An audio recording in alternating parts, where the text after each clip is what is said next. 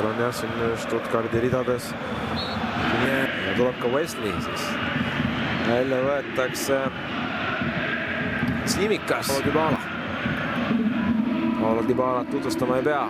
Argentiinlasest maailmameistrit teavad Euroopa liigas kui ka siin koduses Serie A's on tegelikult selge põhitegija.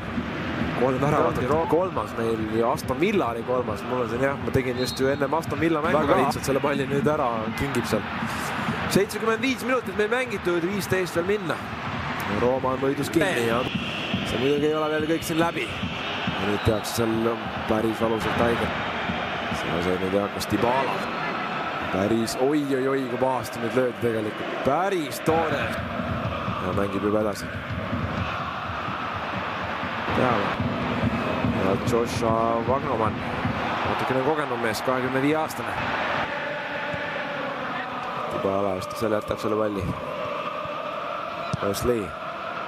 Dybala veel. Sarnaste soengutega nad seal on. Ka Dybala näitab siin ikkagi veist. Väga elegantselt siin ruletitab ära.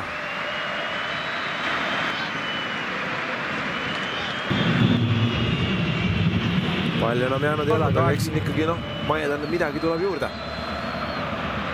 Päris 2-3 minutit ei näe, et ikkagi võib-olla jah. Huvitaval kombel rõhutas, et vaikselt mõtlevad nad isegi ju sellele Milani mängule, et täna silmaga juba vaatavad Milani poole. Seda liiga tihti ka treenerid ei ütle, et tavaliselt on ikkagi see mängureegel ja kaugemale ei vahva. Ja tasub seda ka kindlasti jälgida. Pilli täna värava lööb, see mees, kes sellele panuselt tegi, see ikkagi täna ma arvan päris jõukaks.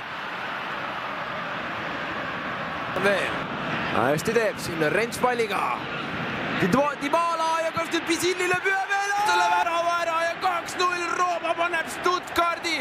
Selili 3 punkti ja nüüd on see asi tehtud. Nüüd Nicolo Pisillilt suurepärane tabamus.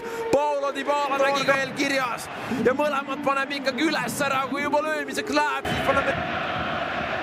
Ja Roomal võimalik veel tulla, kas nad panevad nüüd 3. ära ka. No oleks see vaid lugu, kui Pisilli peaks kübartrikki lööma. Pisillit siin peaks just nüüd sellega ühel pool olema. Hetkel ei ole enam seda jõudu ja jaksu ei ole, et kasti minna. Rents paneb teebavad ja kallistavad ka siin noormeest.